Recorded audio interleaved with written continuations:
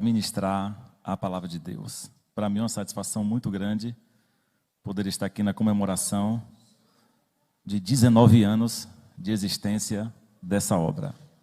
Fruto da operação de Deus nesse lugar e também do trabalho de todos vocês. Meus parabéns, pastor Charles, sua esposa. O senhor está muito elegante hoje, viu? Combina com lilás, gostei, muito elegante. Eu que não viesse assim. Parabéns a toda essa organização, Eliana, coordenadora, como sempre. Sempre tem um toque de Eliana em tudo aí, não é? Parabéns, toda a equipe que auxilia ela aí. Todas as apresentações que foram feitas também, todas excelentes. Vamos refletir no tema dessa noite, livro de Oséias, capítulo 6.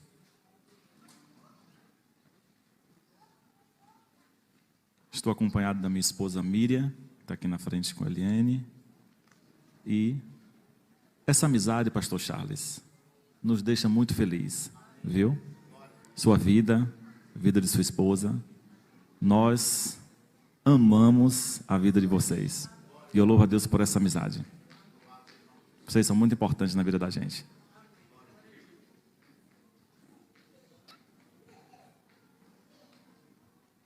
Oséias, capítulo 6.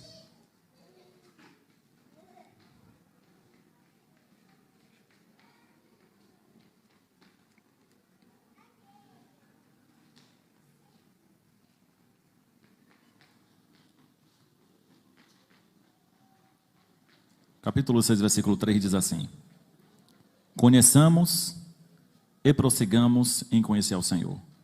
Como a alva, a sua vinda é certa, e ele descerá sobre nós como a chuva serôdia que rega a terra. Amém? Deus, nós te louvamos pela tua palavra. Te agradecemos porque ela vem e não volta vazia. Ela cumpre o teu propósito. Que o teu Espírito nos guie em tudo nessa noite. No nome de Jesus. Amém. Meus irmãos, quando Oséias escreve conheçamos, esse verbo conhecer, na língua original é iada. Ele escreve iada, que traduzido para o português, veio o verbo conhecer. Conheçamos, prossigamos em conhecer ao Senhor. E esse verbo, ele tem alguns significados, originalmente quando ele foi escrito. Um deles é aprender a conhecer. Há uma diferença muito grande entre conhecer e aprender a conhecer.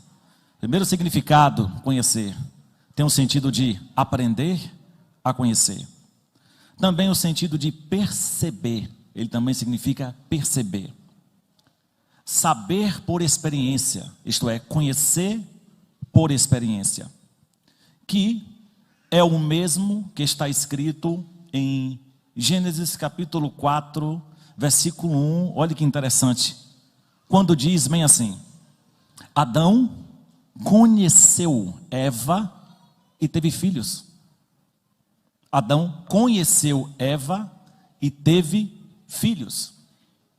Essa substituição de termos é muito comum na Bíblia, porque essa palavra conhecer, originalmente, é conhecer no sentido de marido e mulher com contato sexual a ponto de ter filhos. Mas porque essa mesma palavra de conhecer ao Senhor é a mesma palavra que está lá. Adão conheceu Eva e teve filhos, é porque traz a ideia de conjunção carnal, aproximação, relacionamento e intimidade. Relacionamento e intimidade. Por isso a mesma palavra é empregada ali. Nós vamos desenrolar um pouco aqui esses significados e como isso aplica à nossa vida. De que forma podemos conhecer ao Senhor para que possamos ter uma vida plena, uma vida cristã vitoriosa, conforme propõe o tema dessa festividade. A primeira forma que nós conhecemos ao Senhor, e é indispensável, é através da sua palavra. Deus se revela ao homem através das Escrituras. Hoje nós estamos vivendo um momento muito difícil em toda a igreja cristã, que é a rejeição, a desvalorização do conhecimento bíblico nas igrejas. Hoje, se você faz um trabalho, desenvolve um trabalho de educação bíblica, como por exemplo a escola bíblica dominical, ou qualquer outro trabalho que desenvolve formação através do estudo, se nós temos 200 pessoas, menos de 50% participa. Em muitos casos as pessoas podem participar, elas podem vir, com algumas exceções, é claro, elas podem vir, mas no decorrer dos anos, parece que não aprenderam a dar valor a esse tipo de trabalho, porque julgam ser desnecessário, desimportante, é de menor importância para a nossa fé. Então essas pessoas são impedidas de ter um progresso na sua vida cristã, na sua maturidade cristã, no seu crescimento, em saber o que é certo, o que é errado, em como caminhar na vida cristã, dependendo sempre da palavra de alguém mais experiente do que ele. Não que isso não seja importante, é importante também. Alguém mais experiente, a gente vai chegar nesse ponto também. Só que eles não dão importância, não entendem que a palavra de Deus, é como o salmista disse, é luz para o meu caminho. O que significa que se eu estiver andando aqui no escuro, e tivesse degrau, não vou ver, eu vou cair. Mas se tiver uma luz, eu vou ver que aqui é um degrau e posso cair. É isso que a palavra de Deus faz, segundo o salmista Davi. Ela ilumina o meu caminho, ela me mostra onde tem um buraco, ela me mostra onde eu posso tropeçar, ela me mostra o caminho que eu devo ir, que eu não devo ir. E quando nós ignoramos o conhecimento da palavra de Deus, nós ignoramos conhecer o próprio Deus. Ignoramos conhecer o próprio Deus. A igreja, nesses últimos dias, precisa urgentemente resgatar os valores da escola bíblica, resgatar os valores do conhecimento da palavra de Deus, resgatar os valores, o sentimento, a vontade de vir, de participar, de querer crescer. Grandes pregadores hoje foram grandes alunos de escola bíblica. Eu comecei meu ministério na escola bíblica, sentando, ouvindo e aprendendo com grandes homens. Todo grande pregador um dia foi um grande aluno, se assentou para aprender. Paulo foi o maior teólogo do Novo Testamento, e ele disse que aprendeu aos pés de Gamaliel. Sabe o que isso significa? Naquela época o mestre, o Rabã, que era mais do que o Rabi. O Rabi era o mestre, o Rabã era o mestre dos mestres, o mestre maior. A Gamaliel era conhecido como o Rabã, o grande mestre. Ele se assentava numa grande cadeira e seus alunos ficavam sentados num carpete, olhando para ele, admirando seu conhecimento e aprendendo. Por isso Paulo disse: eu aprendi literalmente aos pés de Gamaliel, aos pés de alguém que tinha algo para me ensinar. E ele cresceu, ele progrediu tanto que pôde ensinar a várias igrejas do seu século. Aprendeu tanto que deixou grandes ensinamentos para nós. Hoje aprendemos sobre salvação, porque Deus deu a revelação da doutrina da salvação para Paulo. Hoje nós falamos sobre arrebatamento, porque Deus deu a revelação do arrebatamento de forma explícita para Paulo. O único que disse: seremos arrebatados e transformados num piscar de olhos. É por causa de Paulo que nós cremos na ressurreição do corpo. O corpo glorificado será ressuscitado naquele grande dia. Foi a Paulo que Deus deu essa revelação doutrinária, mas um homem que sentou e aprendeu. Jesus, o Todo-Poderoso, na sua juventude, foi para a escola bíblica, ou não foi? O que ele foi fazer na sinagoga? O que ele foi fazer na sinagoga? Expor as escrituras. Capítulo 4 de Mateus e capítulo 5 diz que Jesus começou seu ministério e uma multidão o seguia, porque viu os sinais e os milagres. E ele vendo aquela multidão seguindo ele por causa dos sinais, ele resolve subir no monte. Capítulo 5 de Mateus, versículo 1. Sobe no monte, se assenta, porque o judeu lia em pé e ensinava sentado. Se assenta e começa a ensinar. O que ele ensina? As coisas referentes ao reino de Deus. Jesus ensina como ser crente. Jesus nos ensina como perdoar. Jesus nos ensina como amar. Jesus nos ensina como jejuar. Jesus ensina como orar. Jesus ensina como dar bom testemunho. Jesus ensina como fazer juramentos. Jesus ensina sobre diversas coisas da vida cristã. Por que ele fez isso? Eu não quero uma multidão alienada atrás de mim, atrás somente de milagre. Eles precisam aprender o que é ser crente. E só vão aprender através de uma escola bíblica. Crentes perecem porque ignoram ser ensinados, ignoram a escola bíblica.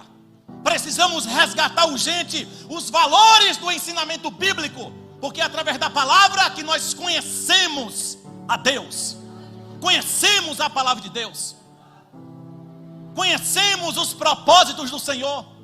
E o nosso desenvolvimento cristão só tem a aumentar, só tem a crescer. Hoje eu fiquei admirado na escola bíblica lá na sede. O tempo chuvoso, e ainda assim deu umas 30 pessoas. Dentre essas 30, eu percebi anciãs de aproximadamente 80 anos, com guarda-chuvazinho, indo e voltando. Será que uma mulher dessa não tem o que fazer, não? 70 anos, 80, 60, não tem? Será que não tem filho, não tem neto? Não tem comida para fazer, não tem casa para arrumar? Não tem um sofá, uma cama para descansar a sua idade avançada? Coisa mais linda, indo com o seu guarda-chuva e voltando para a escola bíblica dominical. É por isso que ela sabe mais do que muito crente novo, porque está ali todo domingo, todo dia, aprendendo e crescendo com a palavra.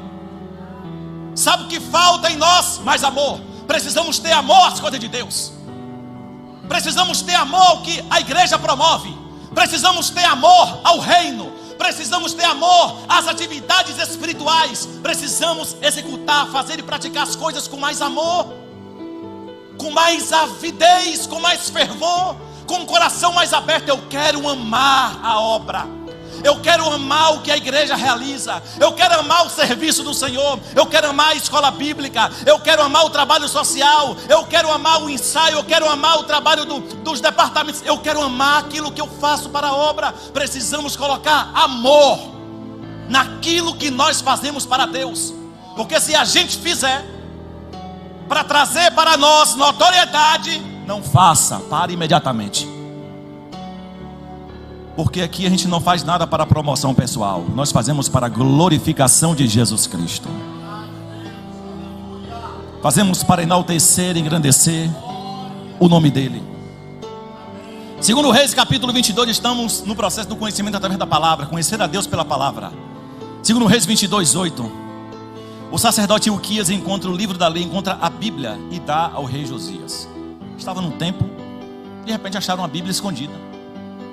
Ó, que livro é esse? Começaram a ler, meu Deus, o que viram que tinha no livro. O rei precisa de gente saber o que consta nesse livro, porque é a palavra de Deus. Josias, que foi um rei bom, fez uma grande reforma espiritual em Israel. Quando ele pega o livro que ele lê, ele se revolta, se arrepende e diz consigo mesmo: agora eu sei porque Deus derramou tanto juízo em Israel, e porque Israel regrediu, porque Israel declinou, porque Israel sofreu. Agora eu sei, porque ele sabia, ele descobriu, conhecendo a Deus pelo que ele leu. Meus irmãos, conhecimento é algo libertador. Libertador. E ele então disse: tirem todos os sacerdotes corruptos, tirem todos aqueles que estão causando mal ao reino. Nós erramos todos esses anos porque fizemos o que a palavra dizia para não fazermos. Ele então descobriu, só através da palavra, do conhecimento, que tudo que Israel estava fazendo estava errado. Então ele trouxe um grande avivamento. Neemias capítulo 8 e capítulo 9. O povo volta do cativeiro da Babilônia. Quando o povo volta, fica muito tempo numa cultura diferente de Israel, numa religião diferente. Depois de 70 anos o povo volta a Jerusalém. O povo precisava se reabilitar espiritualmente com Deus. Esdras, que era um escriba, um homem muito espiritual, muito religioso, ele então sobe num púlpito, diz o texto, capítulos 8 e 9 de Neemias, e ele começa a ler o livro da lei, a Bíblia deles daquela época. Quando ele começa a ler, o povo começa a chorar, o povo começa a se arrepender, o povo começa a abandonar as práticas antigas, o povo começa a se aproximar, se ajuntar, se ajuntar, se ajuntar, se ajuntar, se ajuntar. O povo começa a se libertar, baseado no que eles estavam ouvindo, do que Esdras estava lendo.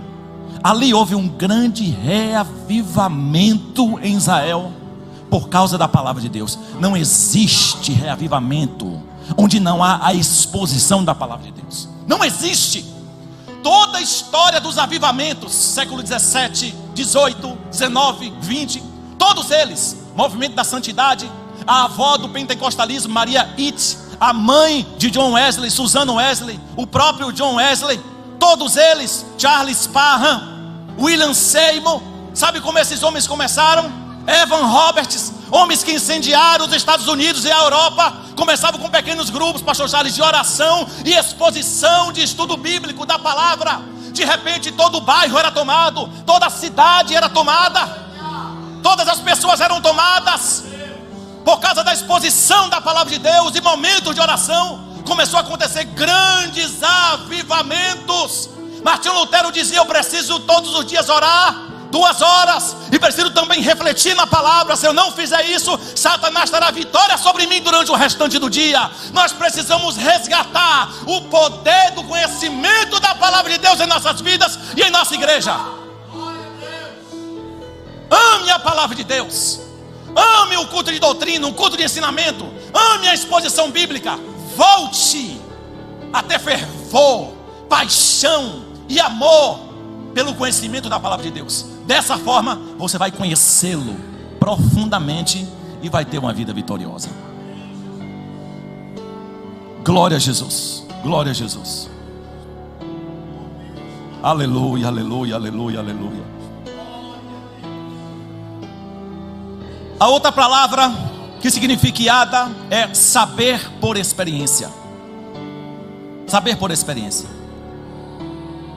Conhecemos a Deus também através das experiências. É quando Deus se revela para o homem de forma mais pessoal, de forma mais profunda. É quando Deus quer se aproximar de você. Por exemplo, Moisés, capítulo 3 de Êxodo, o Senhor aparece para ele. Moisés nunca tinha essa experiência de saber pessoalmente quem era Deus, só ouvia desde a sua infância. Quando Deus aparece para ele pela primeira vez, o Senhor disse: Moisés, eu sou o Deus de Abraão, de Isaac e de Jacó, sou o Deus de teus pais. Observe o que é que Deus está fazendo primeiro, se identificando, porque Moisés não conhecia até então. E Moisés: eu vou me aproximar para ver essa visão, a sarça pegando fogo, mas não se consumia. E Deus disse: calma, tira a sandália dos teus pés, como sinal de reverência, porque o lugar que tu estás é terra santa. Observe que Deus queria isso. Quando Deus queria que o homem o conhecesse através da experiência pessoal, Deus ia ao encontro do homem. Deus foi ao encontro de Moisés, não foi Moisés que foi ao encontro de Deus. Ezequiel, semelhantemente, capítulo 1, ele está na beira do rio Quebar, dentro da Babilônia, no cativeiro. Os céus se abrem, ele disse, e Deus começa a se revelar para ele através de visões enigmáticas, misteriosas. De repente Ezequiel perde as forças do corpo e cai, e o Senhor disse: filho do homem, fica em pé, que eu tenho muito mais ainda para falar contigo, te chamei como profeta. Observe, Deus foi até Ezequiel para que Ezequiel o conhecesse mais de perto, o conhecesse pessoalmente.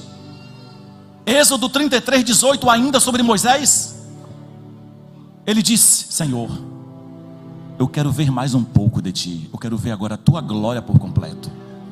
E Deus disse: Moisés, minha face, se um homem vê, ele morre. mas eu vou passar e tu me verás pelas costas. Deus quis que Moisés conhecesse ele, mesmo que parcialmente, porque em sua totalidade ninguém tem essa condição de ver a glória total de Deus e permanecer vivo. Gideão, Juízes 6:12, o Senhor aparece para ele através do anjo teofânico e diz: Gideão, homem valente, o Senhor é contigo, te chamou para ser libertador. Observe, Deus está indo até Gideão, indo em busca de Gideão. Isaías, em Isaías capítulo 6, o livro leva seu próprio nome. O Senhor se revela para Isaías e diz: quem é que vai ir por mim? Quem irá por nós? Deus está procurando. E ele dizendo: eu vi o Senhor assentado no alto e sublime trono, e eu disse: eu vou morrer porque eu tenho lábios impuros e habito no meio de um povo de impuros lábios. Porque ele viu a glória de Deus, ele teve essa experiência pessoal.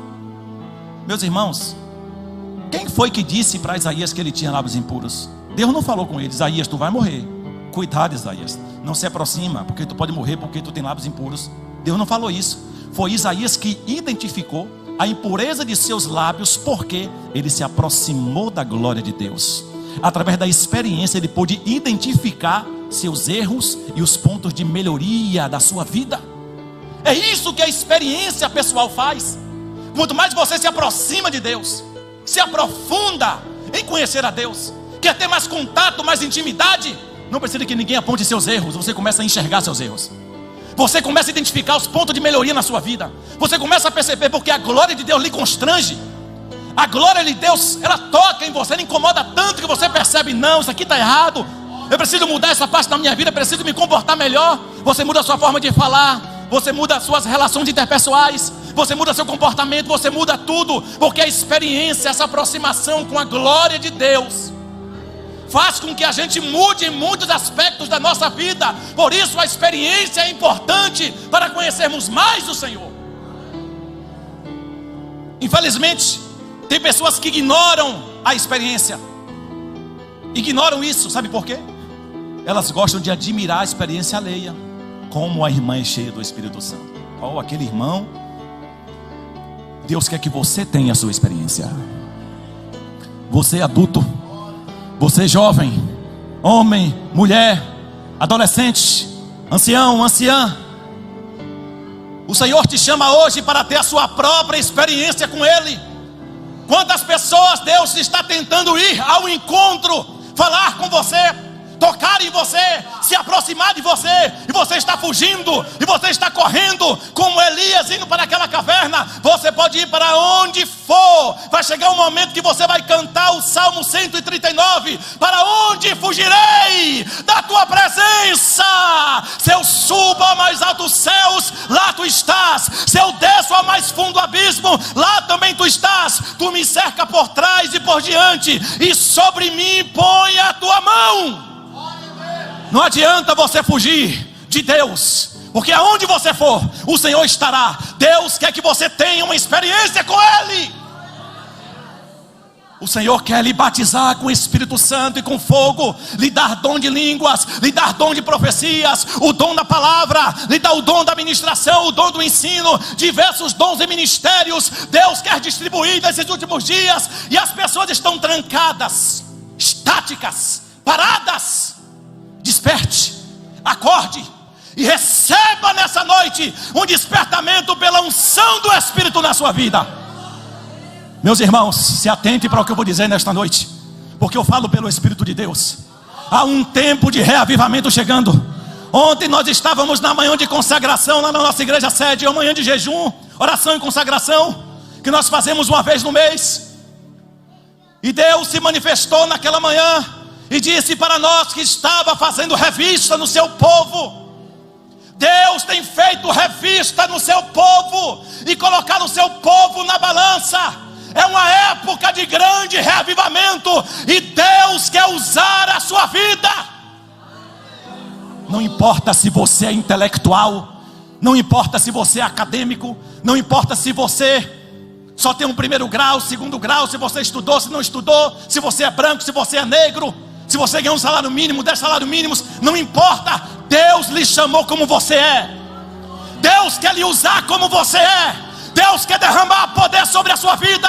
Nós não podemos nos contentar, nos conformar com a vida cristã superficial na beira da praia, enquanto Deus está chamando: venha e mergulhe, venha e sinta meu poder, venha e sinta minha presença. Deus quer impactar jovens usando jovens, quer impactar adolescentes usando adolescentes, quer impactar pessoas na sua escola, na sua faculdade, no seu trabalho, nos seus amigos, nas suas amigas, na sua vizinhança, através da sua vida. Abra o coração nesta noite para ter uma experiência com Deus que você nunca teve. Aleluia, aleluia, aleluia, aleluia, aleluia, aleluia, aleluia. Ele está aqui nessa noite.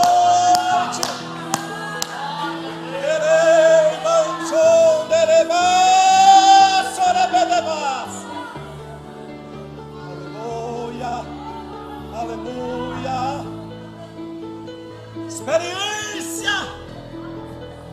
Ele quer que tenhamos experiências, experiências profundas, experiências de poder. Meu amigo, ter uma vida cristã só de teoria não funciona, não.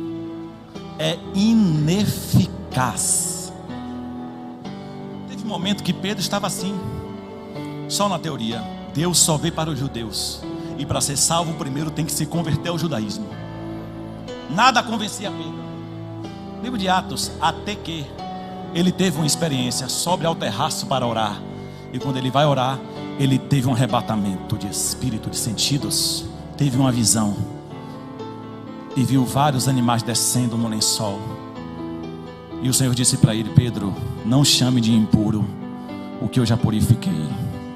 Ele estava dizendo: eu também chamei os gentios, eu chamei aqueles que não são judeus. E não precisa ser judeus para ser salvo, precisa crer em Cristo.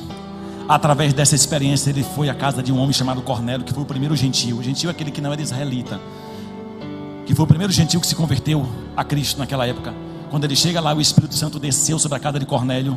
Ele disse: agora eu vejo, se o Espírito Santo desceu sobre a casa de uma família gentílica, o Senhor veio para os gentios. Mas foi necessário ele ter uma experiência com Deus para crer nisso. Você precisa de experiências. Eu já vi muita gente dizer assim, pastor Charles: não precisa disso, não precisa daquilo. Precisa, porque o Espírito é poder. No princípio o Espírito pairava sobre a face das águas. Sabe o que é pairar ali? Ele dançava, se movimentava, ele bailava nas águas. O Espírito é movimento. Quando ele veio em Atos 2, o público externo ficou espantado e disse: o que é isso que estamos ouvindo? Porque eles glorificam a Deus desta forma. Eles estão falando das grandezas de Deus. Será? Eles estão embriagados. Por que acharam que os irmãos estavam embriagados? Barulho, movimento, gritos, emoções, euforias, alegria no Espírito. Não me contento como hoje, de que existem igrejas que, se um irmão disser alto glória a Deus, todo mundo olha para trás. Mas eu louvo a Deus que nesta igreja o Espírito de Deus se movimenta. E Ele quer se movimentar na sua vida. Ele quer agir na sua vida. Ele quer levantar a sua vida, usar a sua vida. Ele quer que você tenha uma experiência com Ele. No dia que você tiver essa experiência, se você não teve ainda, você vai querer tê-la todos os dias. Todos os dias da sua vida. Todos os dias da sua vida. Glória a Jesus. Glória a Jesus. Glória a Jesus.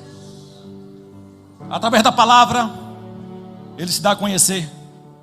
Através da experiência pessoal, Ele se dá a conhecer. E você sabia também que nós conhecemos a Deus por meio de outras pessoas? Viu aqui a apresentação das crianças? Parabéns a quem cuida das crianças aqui. Ótimo trabalho. É a geração futura. Enquanto o mundo está preparando a geração do TikTok, do baile funk, As crianças de 5 anos dançando funk. Nós estamos preparando a igreja futura. Isso é um investimento. Isso é o verdadeiro investimento nas crianças. Meus irmãos, a apresentação que teve aqui sobre o profeta Samuel, 1 Samuel capítulo 3, narra essa história. Samuel, um sacerdote, porém muito jovem, sendo supervisionado por um sacerdote mais velho, que era Eli, até completar a idade apropriada da maturação sacerdotal, para assim exercer de forma independente de Eli. Até então ele estava aspirando o sacerdócio. Quando ele estava lá, ele nunca tinha ouvido a voz de Deus, e o Senhor o chamou de madrugada no tabernáculo. Samuel, ele ouviu a voz, mas não sabia quem é que estava chamando ele, mas ouviu. Ele corre para Eli e disse: meu Senhor, tu me chamaste. Eli: eu não te chamei. Ele volta novamente e Deus chama pela segunda vez: Samuel. Ele achou que foi Eli, ouviu a voz, mas não identificou quem falava. Ele não tinha conhecimento de Deus. Voltou para Eli: o Senhor me chamou. Não, não te chamei. Isso aconteceu outra vez. E quando aconteceu novamente, o sacerdote experiente, vivido, disse: Samuel, quando esta voz te chamar novamente, você vai responder: fala, Senhor, que o teu servo ouve. E Deus o chamou: Samuel. E ele disse: fala, Senhor, porque o teu servo ouve. Deus conversou com Samuel. Samuel só aprendeu, entendeu que era a voz de Deus por causa de Eli. Eli ensinou para ele que era a voz de Deus. Você está vendo que a gente conhece Deus através de outras pessoas? Porque Deus usa pessoas para ensinar pessoas. A pedagogia divina funciona assim. Ele sempre ensinou. Isso foi um padrão de Deus, ele não vai mudar isso.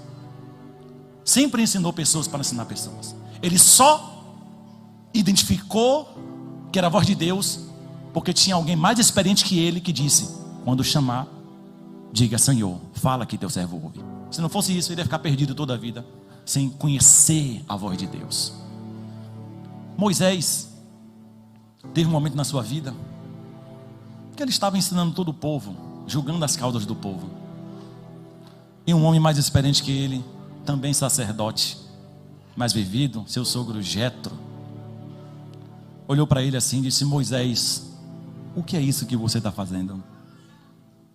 Tu está se cansando e cansando o povo. Não é bom o que você faz. Imagine um grande líder que Deus chamou ouvir isso. Mexe um pouco com o orgulho dele. Está querendo me ensinar? Mas Jetro era mais experiente, era mais vivido. E disse: Moisés, vou te dar um conselho. Pegue todas as causas do povo, separe 70 homens, 70 obreiros, 70 diáconos, podemos assim dizer. As causas menores, as causas de menor importância, menos graves, você distribui entre os 70.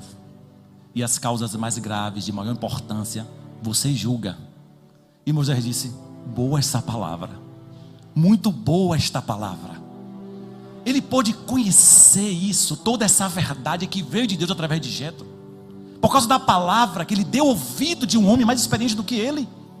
E às vezes o nosso orgulho faz com que ignoremos isso, de que sempre tem alguém que sabe mais do que a gente, que tem mais experiência que a gente, que está nos orientando, nos guiando, e que há casos onde a voz de Deus, a palavra de Deus, o conselho de Deus, o conhecimento de Deus vem através de alguém.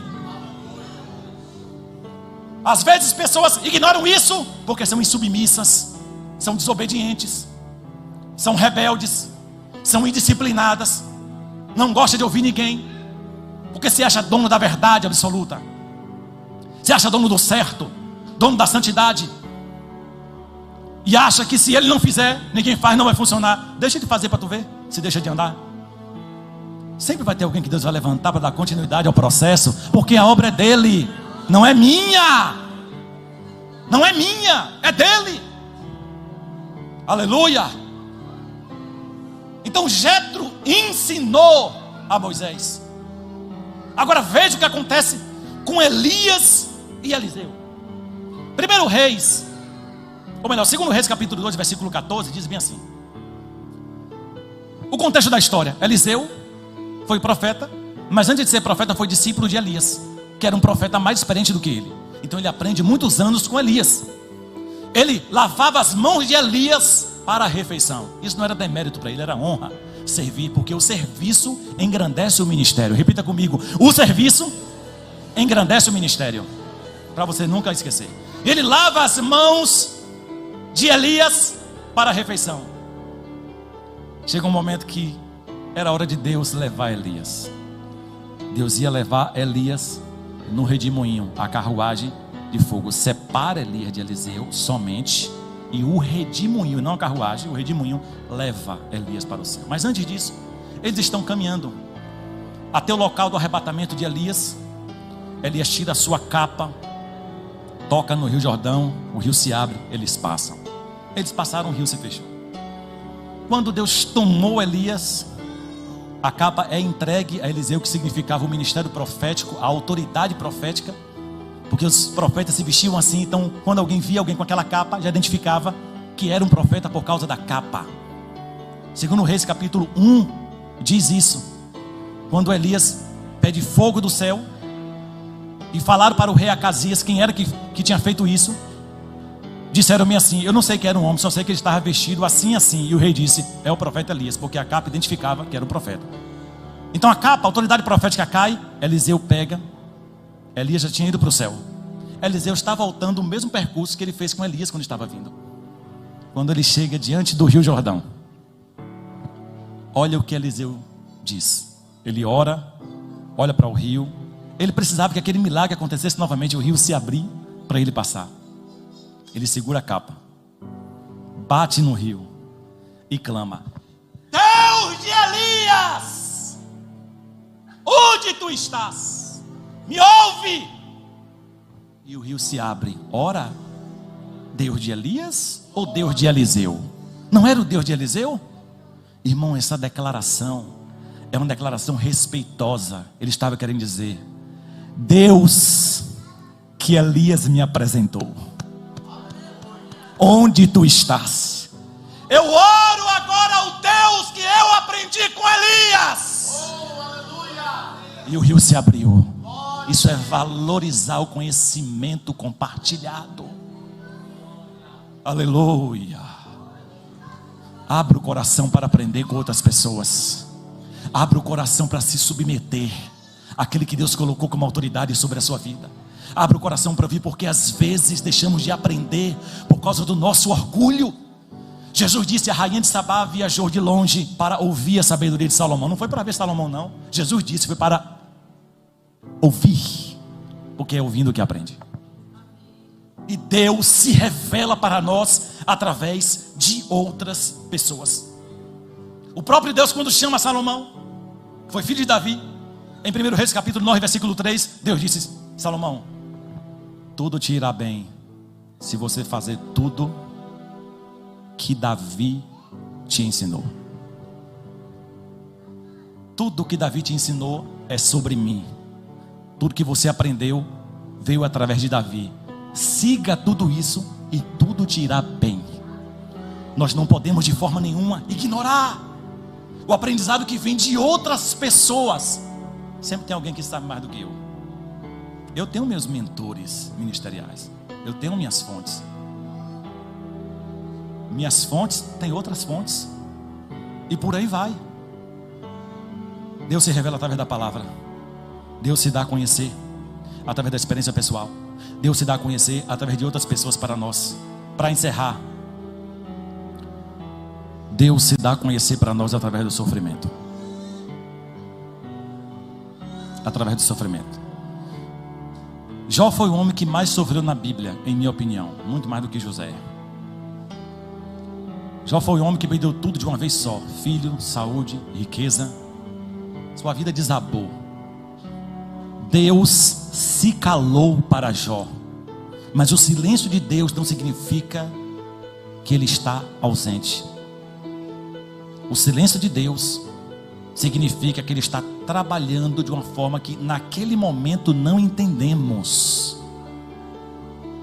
E quando Deus se revela para ele, em Jó 38, 39, 40, até o final do livro, o Senhor aparece num redemoinho e disse: Jó, tu conversou muito, tu questionou, tu perguntou, só que agora se prepare, Jó, porque é a minha hora de perguntar. Eu quero perguntar e quero respostas. Eu quero perguntar e tu me responderás. Deus fez mais de 70 perguntas a Jó.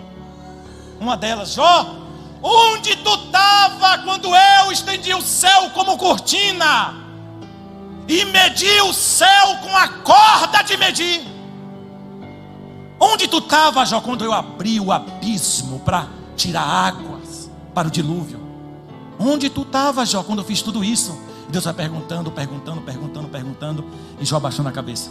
Quando chega no capítulo 42, Jó disse: eu era um homem crente, fiel, justo, temente. Conforme o capítulo 1 de Jó diz: justo, temente, se desviava do mal, íntegro. Eu conhecia este Deus porque me falavam dele. Eu conhecia este Deus, mas não por experiência. Eu conhecia este Deus pela teoria. Eu conhecia este Deus porque vinha aos cultos, porque sentava no banco. Eu conhecia esse Deus porque eu tomava ceia, mas nunca tive experiências profundas. Eu conhecia esse Deus assim, de ouvir falar desse Deus. Mas hoje, meus olhos te veem. Hoje eu te conheço profundamente. O sofrimento de Jó não matou Jó, engrandeceu a fé dele. Deus se revelou para ele e ele pôde conhecer quem era Deus de fato. Meu amigo, o que você está passando, suas provações, suas dificuldades, suas lágrimas, seus choros, todas as suas adversidades, Deus está se revelando de alguma forma e você não está entendendo. Por isso não reclame, não murmure, não pense em abandonar a fé, porque a qualquer momento a glória de Deus vai se revelar no meio do sofrimento que você está vivendo e você vai cantar a vitória. Deus se revela através do sofrimento. Elias, em 1 Reis capítulo 19, versículos 11 e 13, ele disse: eu quero a morte, Deus, acabou para mim, eu quero morrer. Para mim chega, mataram teus profetas, só eu fiquei. De repente Elias escuta um vento, acabando com tudo, levantando pedra, levantando rocha. Ele vê fogo, ele vê terremoto. E o texto diz bem assim: Deus não estava no vento que Elias viu. Deus não estava no terremoto. Deus também não estava naquele fogo. Deus não estava em nada disso aparentemente tenebroso que chamasse atenção. Mas de repente Elias identificou que Deus estava num cicio suave. E Deus chamou: vem para aqui, Elias, para a porta da caverna, porque eu quero conversar contigo. No sofrimento, Deus se revelou para Elias de uma forma que ele não tinha conhecido ainda. Meus irmãos, não pare no sofrimento. O sofrimento é uma oportunidade de progresso, progredir na vida cristã. Você não vai permanecer neste sofrimento.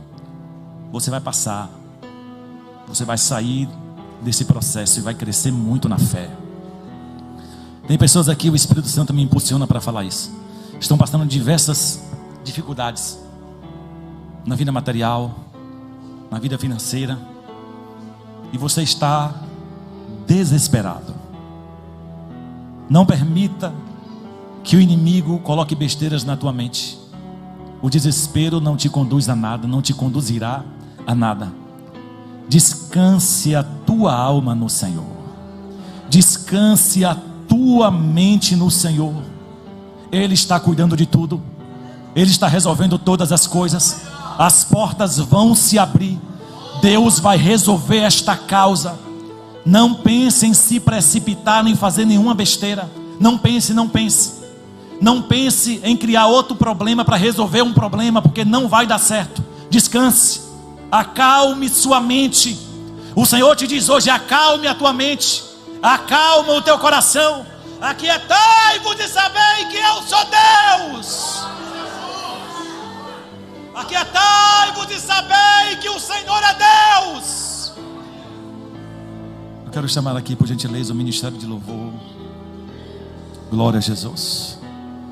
Aquietai-vos e sabei que o Senhor é Deus. Tem alguém nessa noite que ainda não é cristão, quer fazer um compromisso com Deus? Você está afastado do Evangelho, não entregou sua vida a Cristo, e hoje você quer fazer esse compromisso? Tem alguém? Se tiver, você pode levantar a sua mão. Nós iremos orar por sua vida. Se você voluntariamente quer fazer esse compromisso de servir a Cristo, essa é a oportunidade. Tem alguém nessa noite quer fazer esse compromisso? Sinalize com a sua mão. Nós iremos orar por sua vida. Glória a Jesus.